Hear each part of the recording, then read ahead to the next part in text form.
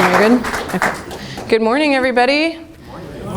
How are you guys all today? I know it's early, as Daniel and Dave both mentioned, so you're probably sick of us telling you how early you're here. Thank you for coming out to listen to this presentation today. Thank you to Product Hive for having me talk about service design this morning.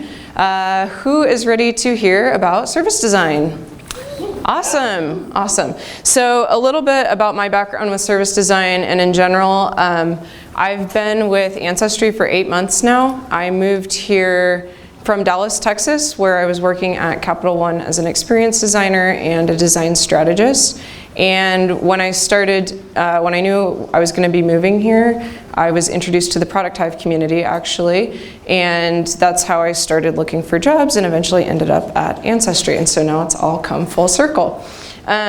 Prior to Capital One, I was at a couple advertising agencies in Dallas and then a branding agency as well. So throughout my career, I've made my way actually starting in visual design, into UX design, into service design, and into design strategy. And today I wanted to talk about service design with you because I have a real passion for systems thinking and service design, but I'm not here to tell you that service design is the end-all, be-all, only design discipline that matters. In no way, shape, or form is that true, and that's not what I am hoping to convince you of today.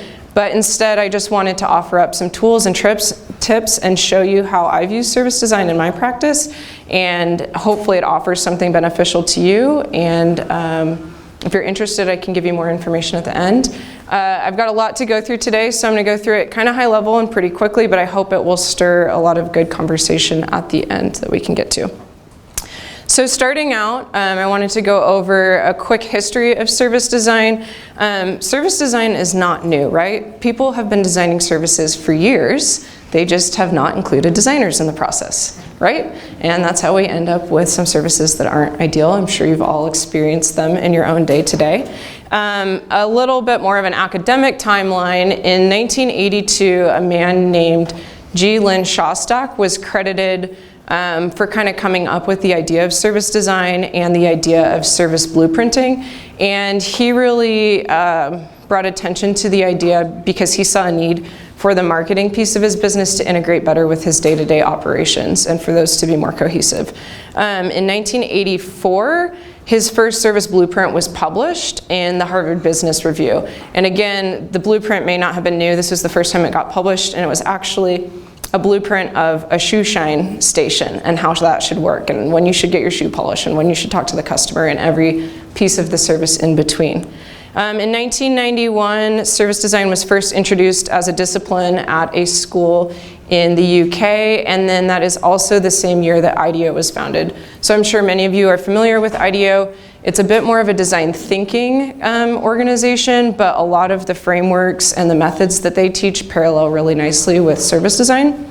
And then in 2001, the first actual service design consultancy was established in the UK. It's called LiveWork. It is still around today. It's an amazing resource. I encourage you to visit their website. And then that was also the year Adaptive Path was founded. So Adaptive Path was founded as more of a UX organization. They made their way into the service design world. And I mention them here because a lot of my formal training was through Adaptive Path. And so I've included resources today from the entire service design community, but a lot of what I'm sharing with you was shaped by Adaptive Path. 2004, the Service Design Network was founded by the same people that introduced it as a formal discipline. It is still around today, and it's an amazing global organization.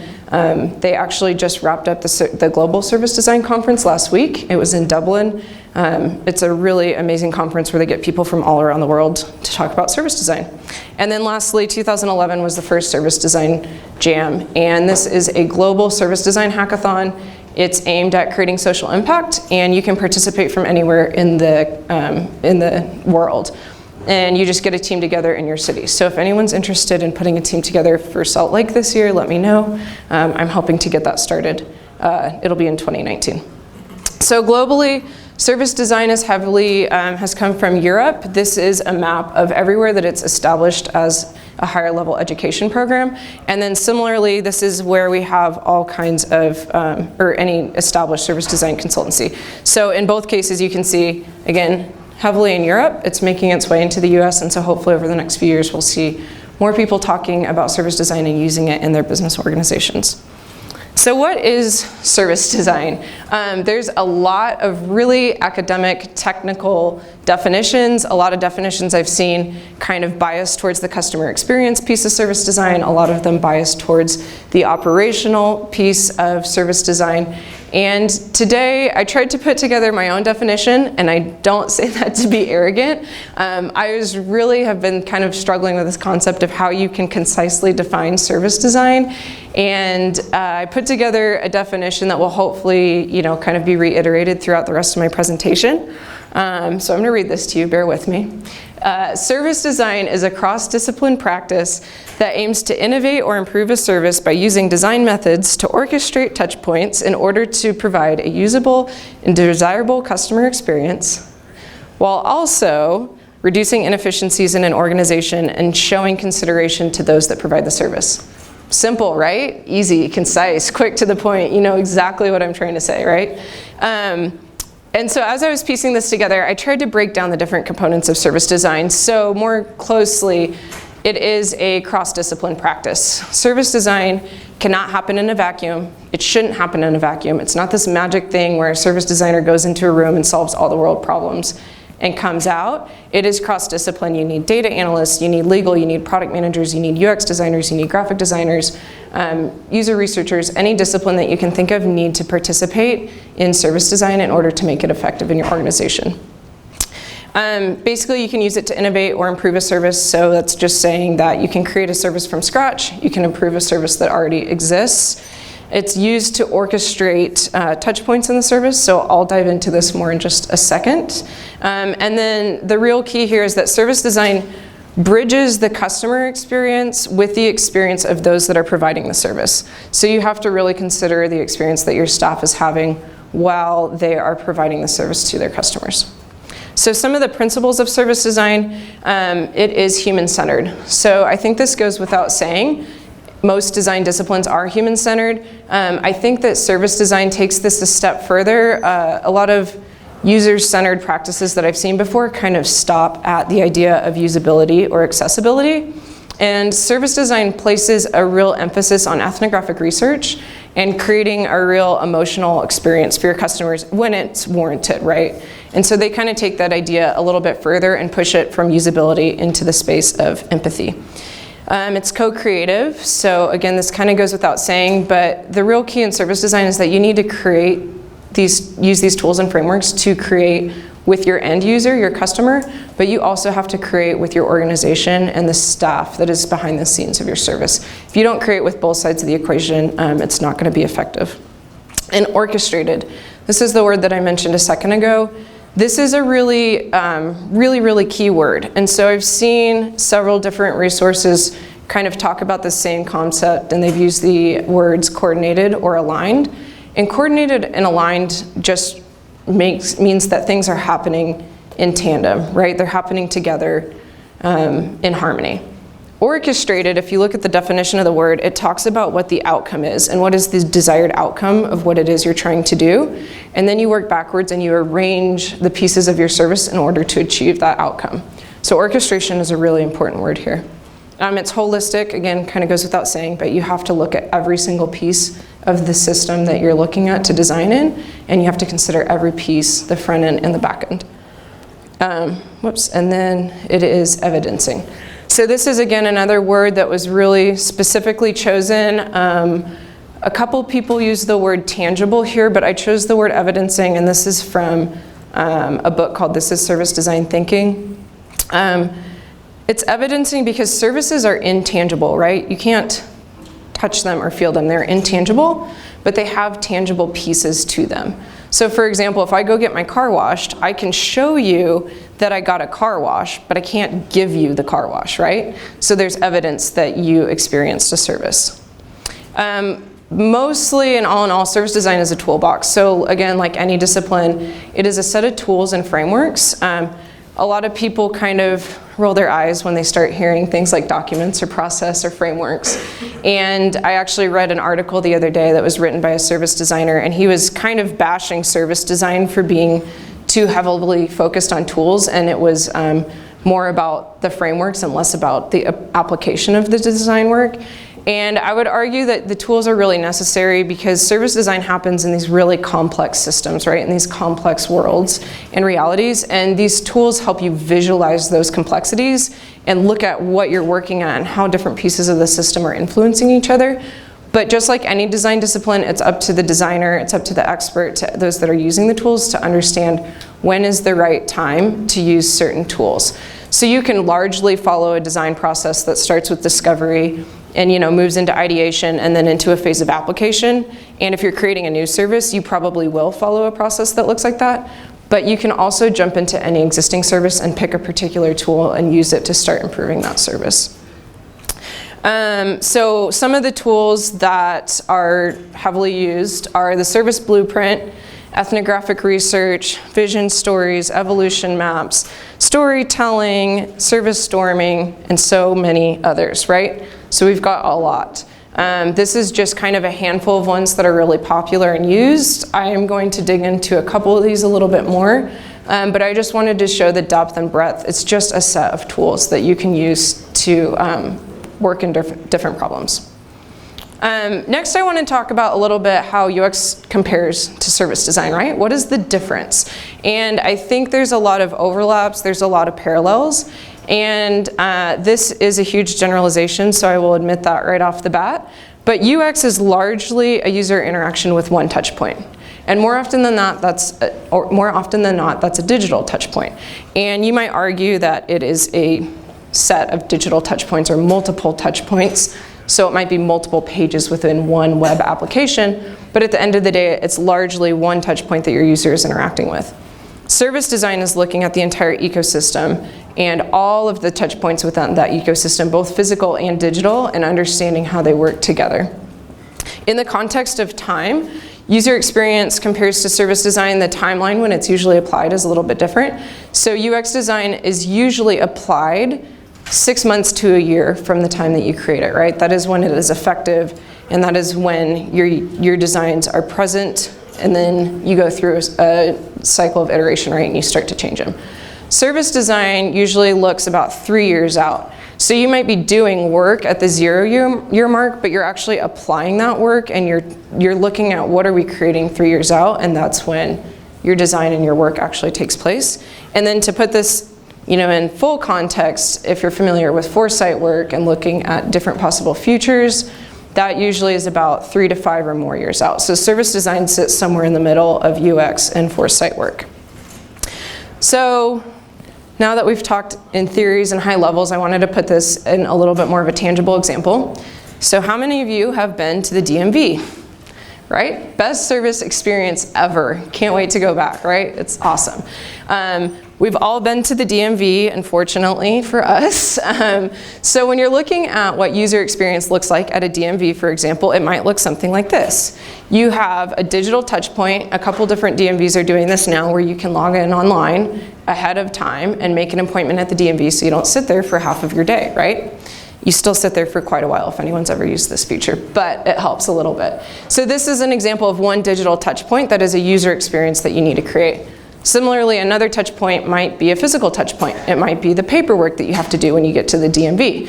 That is a single user experience that you can design with intent. I hope that there were not designers involved in designing these touch points, but there's an opportunity to, right? And then on the flip side, service design at the DMV looks something like this. It is all of it. It is everything. So you might have support staff that's helping you figure out where to go when you get to the DMV. And then you might have paperwork that you have to fill out. And then you jump into the waiting area and you sit there for 4 hours wondering what anyone is doing at the DMV. And then you watch the queue line for that 4 hours and you try and figure out when your number is going to be called. And once your number is called, you check the wayfinding to figure out which station you need to go to. And then after you go to that station, you have to get your vision test. And we can't forget about the digital touch point that actually happened at your house before you got to the DMV, because that needs to feed into the queue where everybody else that is arriving at the DMV in person is also feeding into the queue. So this is service design. It is orchestrating all of these touch points at once. And the thing that I wanted to point out here is You can use service design to create very different experiences with the same set of touch points. So at the DMV, for example, if you guys have been to DMVs in different states, some DMVs you arrive, you wait in line, and then you get assigned to one station. And you go talk to a person, and you talk to that person, you do your paperwork, and then at that same station you do your vision test, and they take your picture, and then they print out your temporary or your real license, right? And it's one and done, all with one person. At other DMVs, using the same exact touch points, they've created an experience where you walk in, you maybe get a number, you fill out some initial paperwork, you wait, and then you go to one person and you talk to them. And then when you're done talking to them, you go to a different station and you get your vision tested. And then you go to another station and you get your picture taken. And then you go to another station and you get your license printed out, whether it's temporary or real, whatever. So those are two very different experiences using the exact same touch points in a system, right? And that's where service design happens. You can create very different experiences with the intent. You have to decide what experience you want your customers to have. So to diagram this out a little bit, service design has visible and invisible pieces. So you have your customer, of course. This is a journey that they go on throughout your service experience. You need staff, of course, to make this experience happen for your customers. And you need systems and processes in place in the back end to support your staff and to support your customers. And then, of course, your customers have different touch points along the way of their journey. But this is where it gets a little bit tricky, and this is a really big key concept of service design. Actually, someone was just asking me about this right before this talk. Is service design talking about designing the customer experience, or is it actually talking about the design of the services behind the scenes, right? The APIs and all the technology? And the answer is both. So we have this concept called the line of visibility. And the line of visibility separates what is often referred to as the front stage from the back stage. And your staff is a really key component in your service ecosystem because it can either be behind the scenes or it can be in front of the scenes. And so taking an example of, I'll use Amazon for example. A behind the scenes staff might be someone that works in the fulfillment center.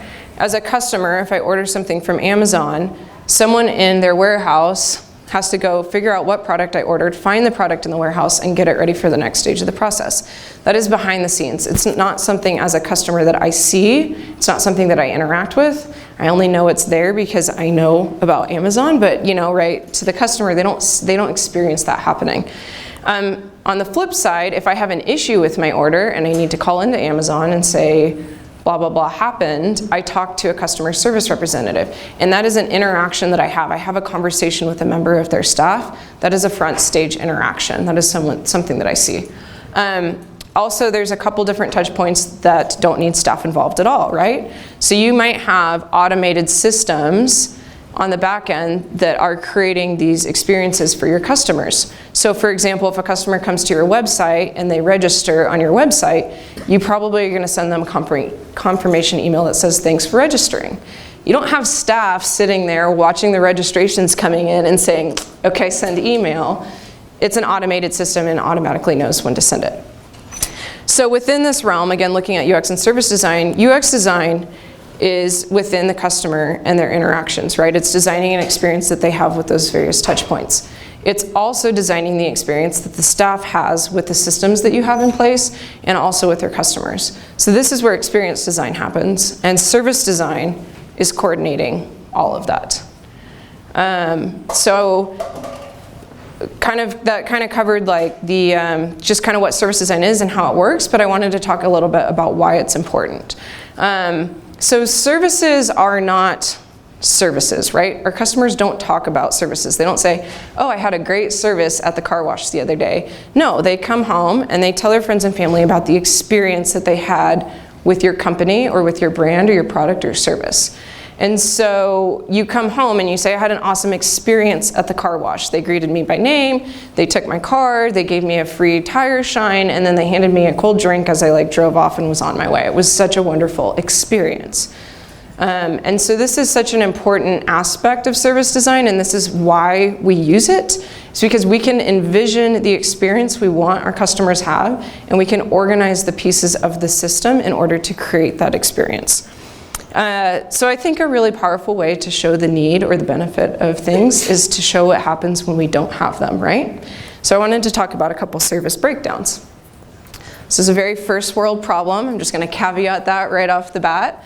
I am a coffee drinker, and I really enjoy Starbucks has a great feature on their app where you can order your coffee ahead of time, and it is ready to go. You walk in the door and you get your coffee. And I do this a couple times a week. I've got it down to a science. There's a Starbucks right by my house, and I know exactly what time I need to order my coffee so that it is at the perfect drinking temperature when I walk in and pick up my coffee. Not too hot, not too cold. And Starbucks makes it really easy because all I have to do is press this little plus sign on their app. This is my order history. And all I do is press this little plus sign, and it updates my cart, and then I click on the cart button, and I use my Touch ID to pay for my coffee, and I get an order confirmation.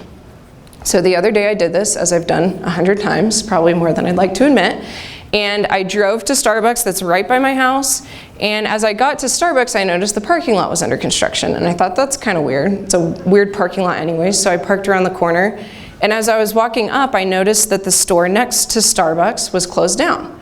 Again, I didn't think much of it. It was like an old jewelry store, pawn shop or something, and I was like, okay, whatever. And as I got to the Starbucks, the entire Starbucks was gone. There was not even a sign that a Starbucks ever existed there. There was not even an imprint of an old logo. There was no flooring in the building. It was taken down to the studs. And I don't know when they did this. I drive by it every single day, and I don't order coffee every single day, but often enough that I think I would have noticed this, right? So I thought that's so odd. And I kind of laughed in my head. I didn't think much of it. Like, I was disappointed I wasn't going to get my coffee, and I lost like, what, $3 maybe? But I kind of laughed, and I thought that's really funny that they shut this place down in such a hurry, apparently, that nobody thought to turn off the mobile ordering for this location. Well, I was wrong. So I got back to my car, and I looked again at my app. And I noticed this one little word down here, State. It is at 21st and State. That is not the Starbucks I usually go to. I usually go to a Starbucks that is at 21st Street, so I didn't even notice that this changed on me. And they automatically updated the location to a new Starbucks, and they didn't tell me. So I know that this address stays the same every single day. I could go to California, I could go to New York, I could go anywhere in the world, and that address never updates unless I go in and I choose to update it away from my default. So as a customer that uses this app every single day, I know I don't need to interact with that. And sure, I probably looked at this, right, that there was a difference, but I never noticed. And so what a great opportunity for Starbucks to take a moment of what was now frustration for me. They could have created a delightful experience out of it. They know my order history, they know my location, they know I order from there almost every single day, and they could have said, hey Liz, sorry, but your favorite location closed down. Do you mind driving a little bit further today? And I probably would have said yes, and it would have been fine. And I would have had my expectations at the right level. And instead, I was in a moment of frustration, and I had to drive out of my way and go to work. It was probably later than I wanted to be, whatever. Again, I admit, first world problem completely, not a big deal in the scheme of things, but it was an awesome opportunity that a little bit of service design love could have really improved this experience. So another example, this one's a little bit less of a first world problem. This is actually a story that I heard from a coworker I used to work with. This was at a previous company he was at. I won't name the company, you can probably guess what it is. It is an insurance company that is also a bank company. Many of you in here might be customers of theirs. And they had a customer that called in, and he had just been hit on the freeway by a cement truck. He was rear-ended on his way to work by a cement truck. Can you imagine what that experience is like? Like, I can't even imagine. Thank goodness he was okay, he was fine. So he pulled over, he called his insurance company. The agent talked them through what he needed to do, the information he needed to get, made sure he was okay, all of that, and everything was good. And then the customer service agent chose this time to cross-sell him a credit card. Awesome, right? Isn't that just fantastic experience? So personally, I probably have a little bit of an irrational sense of annoyance when people try to sell me things, especially when it's at a really inopportune time. I can't even begin to think like what I would have done in the situation, right? You've just been hit by a cement truck and someone's trying to get you to buy a credit card. And the customer service agent wasn't doing anything wrong, right? They had a script that said, okay, now sell this person a credit card. It didn't say, if your customer is in an emotionally appropriate state, sell them a credit card. It just said, sell them a credit card, and that they did. So, and I'll come back to that in just a second, but there's benefits of service design depending on which scenarios you're in. So, right, that kind of, as I was mentioning in the definition, there's new services that can be created from scratch, and there's also existing services that may need to be improved. And depending on which scenario you're in, there's different tools that you can use for each of those.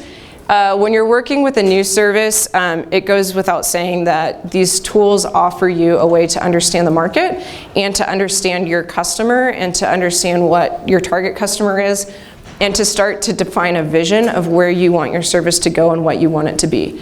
And in that process of defining the vision, you create a lot of stakeholder alignment. So of course, everybody needs to be on board. And then you can start to define what that offering is, and then you create an execution plan to get to that future state. And then of course, you can use these tools to create an organizational plan and develop a business model to support the service that you want to offer.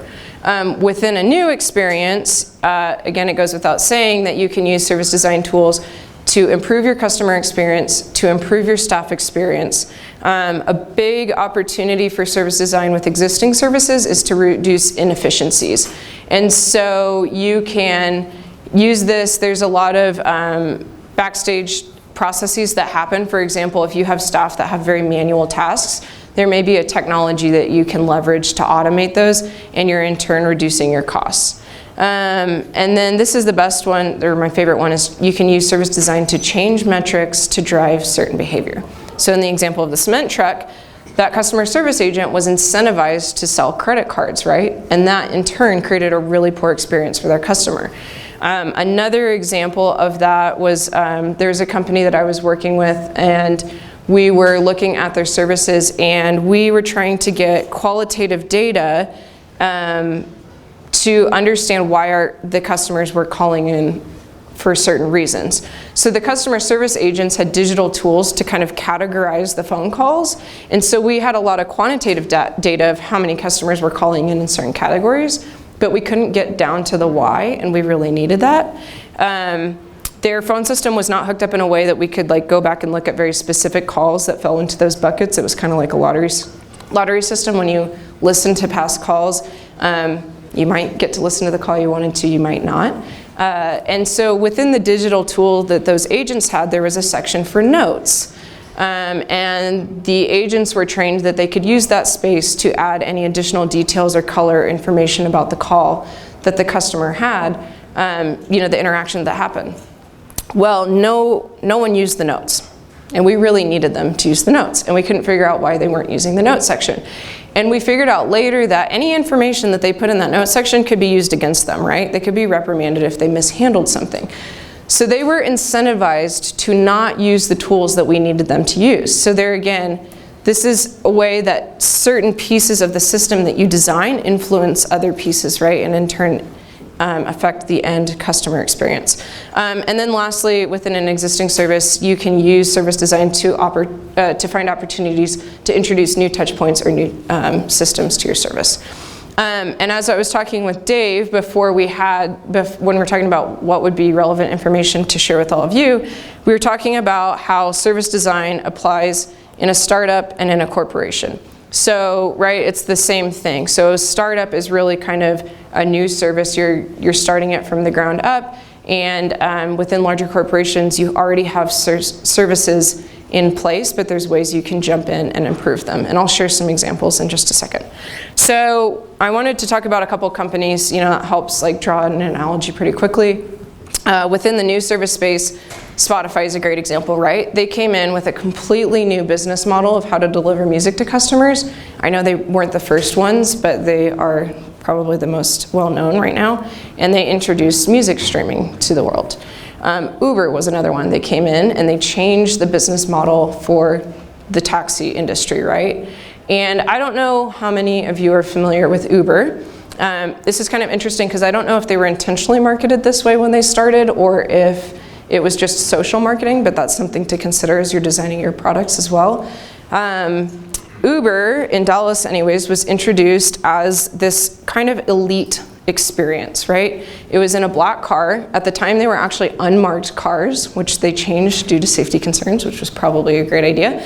It was in an unmarked car because at the time, with taxis, it was really hard to hail a taxi, right? Because anyone can walk up and take your taxi that you're about to get. So part of the idea behind Uber was not only was this really elite special experience, but it was an unmarked car, so no one could walk up and take your ride away from you. What I love about this example is that personally, I'm a fan of Lyft over Uber. And so this is not selfishly, but it was very interesting to me that Lyft came in and actually disrupted the disruptor, right? And Lyft said, we don't care about your black car fancy experience. We're gonna come in, we're gonna open up the market to any driver, so you don't have to have a black car. You don't have to have a car of a certain make or model. They probably had a few safety constraints on it, I would hope. And that way, we're actually opening up the market to a lot more drivers, and we're reducing the cost for our customers. So again, same touch points, same general idea, but the business model design was so different, it created very different experiences for the customer. IKEA is another one. They have created a business model where their service experience is, it's all self-service, right? And they've reduced the overhead costs of having to staff their stores, or staff them as much as a Walmart or a Home Depot or whatever.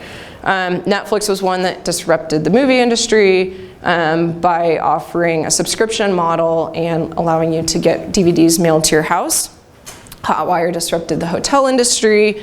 Carvana disrupted the car buying industry. I don't know if anyone's familiar with Carvana or Vroom, but you can buy and sell your car completely online. Takes all the pain of a dealership out of the equation.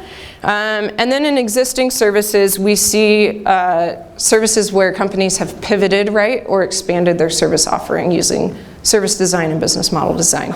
So iTunes was an example of one that pivoted, right? They changed to Apple Music in order to keep up and stay relevant and stay competitive in the market. Starbucks was one that I mentioned earlier. They didn't change drastically, but they broadened their service offering, and one of the features that was great that they introduced was ordering ahead through your mobile app. CarMax was one that recognized that one of the biggest pain points in the car buying industry is the negotiation process with the dealers. And they again broadened their service offering to include no hassle pricing, which was amazing. PayPal was one, again, they didn't make drastic changes, they just broadened their service offering to stay relevant by introducing peer-to-peer payments and contactless payment hardware. Kroger offered groceries that you could order ahead and drive up and someone would take them out to your car, and there's a couple other people that are doing this as well. And then Netflix was one, I love this because it's in both categories. They started mailing DVDs to your house and then they pivoted again and changed to streaming content. And now they're even they do create their own content, right? And it's pretty awesome too. So they've continually changed the services that they offer. Really, really quickly, I wanted to run through one tool that I think all of you can use right now. Today, you can go back to your products or services and try and use this for yourself. It is a service blueprint. It is one of the most fundamental tools of service design, and it is hugely beneficial. As I mentioned, just the act of getting your team together and trying to create one is probably the most value that it has to offer. So I won't go through all of these points. I think I've mentioned most of them, but I will call out that it's a really great way to visualize how all these different components are working together. I think I've mentioned everything else here so far. So the first element that you have is your customer actions. So that is the top row of a service blueprint. And then after that, you have your touch points. A touch point can be anything from a digital touch point, it can be a physical touch point, it could be a conversation, it could be a car, it could be literally anything. So a touch point is not just a tangible thing that we've been talking about, or kind of in the traditional sense of the word, it can be any piece. And it's really important when you're documenting your touch points that you give them specific names. So you might have 17 emails that you send out to your customers at different places in the experience. So as you're documenting those, giving it a name, the welcome email, the registration email, the account setup email, whatever it is, giving those touch points names as you're mapping them out is really useful to talk about later. As I mentioned earlier, you have staff in the front stage as well as the back stage, and I kind of covered the idea there earlier, so I won't belabor that point. And then in the back you have systems and processes. The systems and processes, again, you can get as high level or as granular as you want. If you want to call out specific algorithms or APIs in the back, you can. If you want to talk about databases, you can. Or if you want to just lump it up into automated service, blah, blah, blah, that's great. You can do that as well. This entire document is very linear, so it happens over the course of time as you move from the left to the right. The two challenges, as I mentioned, I encourage you all to try this tool for yourself. I will warn you that there's two challenges with service design that are, or service blueprinting, that are a little uncomfortable when you first start trying it. But just the more you practice, the easier it becomes. The first is that blueprinting is a very linear framework, right? So it is very linear. If your service or your product offering has many different tangents to it and different paths that your customers can take, it's a little bit more difficult to map that out. There are ways to do it, and with any service design tool or any design tool, there's many people in the academic world that probably encourage you to follow a very strict process, and you can't break this framework and you have to use it exactly as we told you to use it. I am on the other side, and I believe that you should use tools and you should adapt them and you should change them however best suits you and your organization's needs. So if you need to add things or tweak things in these frameworks, I encourage you to do that.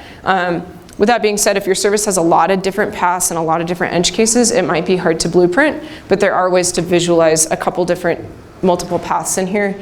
And one really great rule you can use is the 80-20 rule. So I generally look at what are 80% of our customers doing and go ahead and just try to map that as a first pass. The second challenge that's a little bit difficult is the level of zoom. So a customer action could be registering on Ancestry, right? That could be a customer action. Or you could get really, really granular and say that a customer action is entering their birth date into the registration form on Ancestry, right? So those are two very different levels of zoom, and depending on what window of time you're trying to cover in your blueprint, you need to decide which level of zoom is appropriate for your team. And it can work for all different levels of zoom.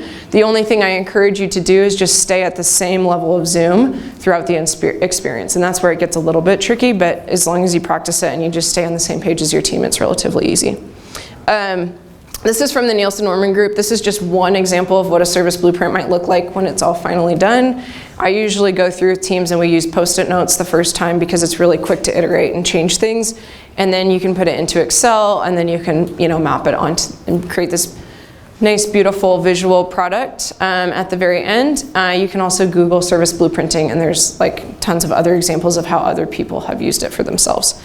And then lastly, service blueprint is really awesome because when you go through the act of creating a current state blueprint and then a future state blueprint, this is where a lot of the value comes out too, is you have to say, okay, how are we gonna get from the current state to the future state, right? And I mentioned that this is what we're currently working on here at Ancestry, is the in-between, the delta of the two experiences becomes your evolution map, right? And so you start to chunk out all the work that you need to do to get from here to there and mapping it out to a timeline.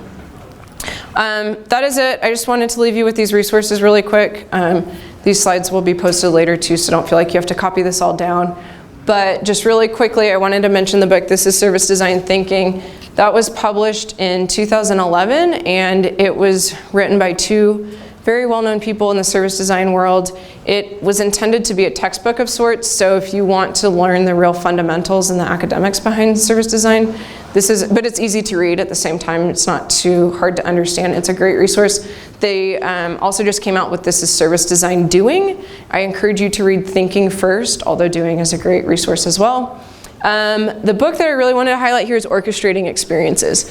This book is so amazing. I cannot sell it enough. This was a really, really unique book in the industry because these two authors chose to not use the term user experience or service design in the entire book, which is amazing. And I think that parallels this idea that these two disciplines are, the line between them is becoming a little more blurred. And they should be, again, right? They're all just tools that we can use at our disposal, and you need to know when to use the right tools. Orchestrating Experiences was an amazing book. It walks you through several different key frameworks. So the blueprint, I think, is one of them. They've got a lot of other ones in there. And they articulate the frameworks in a way that's really easy to understand and to understand the value. They offer a lot of really powerful case studies. But the best part is they give you a step-by-step guide at the end of each section of how you can run a workshop for yourself to create some of these frameworks. And it is an awesome resource. And then a couple of the websites I wanted to just point out really quick. Service Design Network is, of course, where all of the global organization lives. You can find some great resources on there. ServiceDesignBooks.org if you want to look for other books. This website is so amazing because once you get on there, they break out the books into really specific categories, like books that are highly rated but not talked about in the community. Like, who organizes their books that way, right? Like service designers do, I guess. So I just love, like, every time I get on that site, I laugh at the way they categorize things. It's very honest. Practical Service Design, they've got a great website as well as a great Slack community that you can get on. This is a really good resource as well for blueprinting in particular and a couple other frameworks. They've got a little bit of a different way of doing it than how I articulated, so I encourage you to check it out. And then designkit.org/methods is an IDEO website. This particular page within the website lists out a ton of tools and things that you can go use. Again, they're mostly design thinking centered. There's a lot of similarities and a lot of parallels with service design. So that is it. Thank you. That was a long presentation, so thanks for sticking with me. Do we have any questions? Yeah, so we'll take a couple minutes for Q&A here. So if you have any questions, I'm just going to run to you with a microphone. That way we pick things up for the video and the podcast we'll do later. So, questions? All right.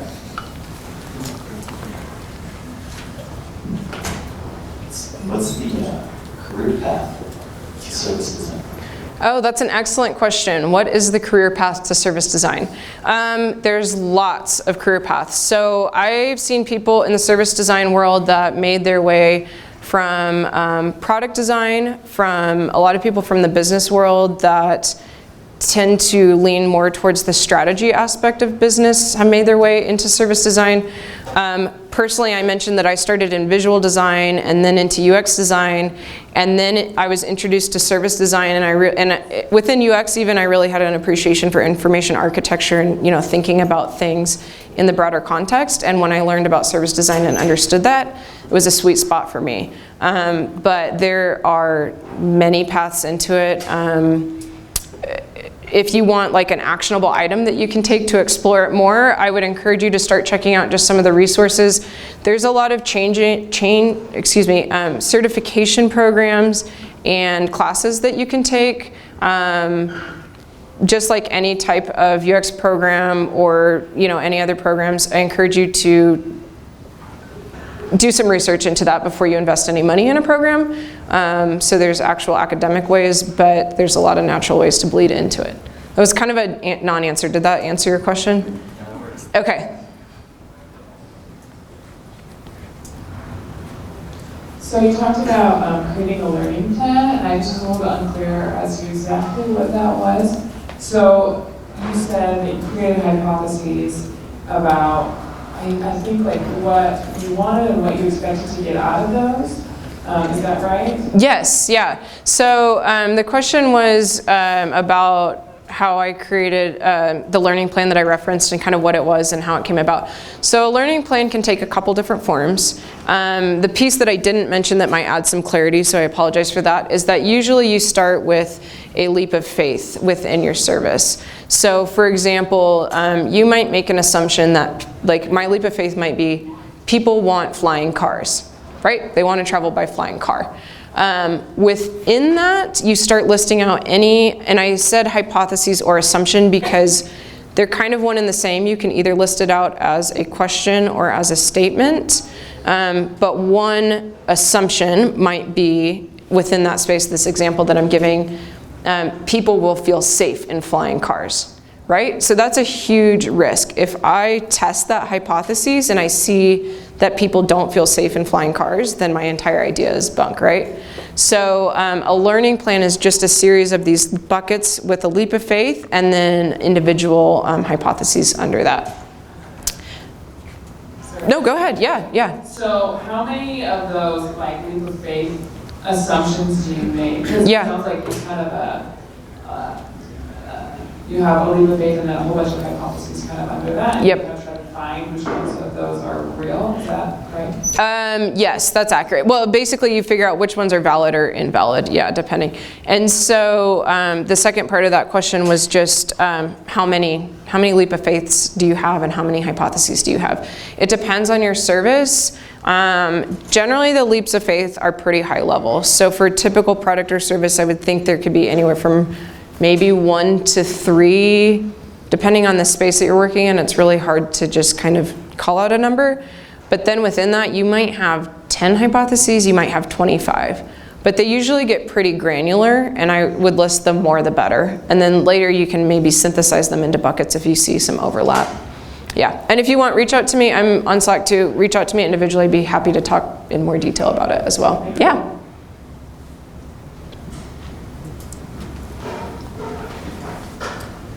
I hope this question makes sense. I've worked with a lot of companies whose primary users of their product or service is not who they sell to. I jokingly refer to this as B2B2C.